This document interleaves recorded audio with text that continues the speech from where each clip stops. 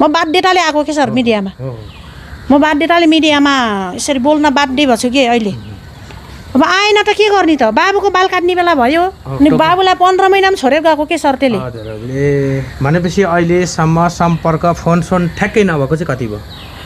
नभएको चाहिँ 9 वर्ष भयो सर म बुर्तिबाङ गएर पुलिस रिपोर्ट नि गरेँ मसँग 9 वर्ष भयो ससुरासँग 4 वर्ष भयो अरे 4 वर्ष हजुर भनेपछि यस्तो रहेछ कि उहाँले चाहिँ घर परिवारसँग चाहिँ ढाँट्नु भएको छ कन्ट्याक्ट भइरहेछ तपाईँले चाहिँ विश्वास गर्नुभयो धेरै म धेरै विश्वास गरेँ कि सर विश्वास गर्नुभयो मेरो श्रीमानले यस्तो गर्दैन भन्ने तपाईँसँग भयो तपाईँको श्रीमानले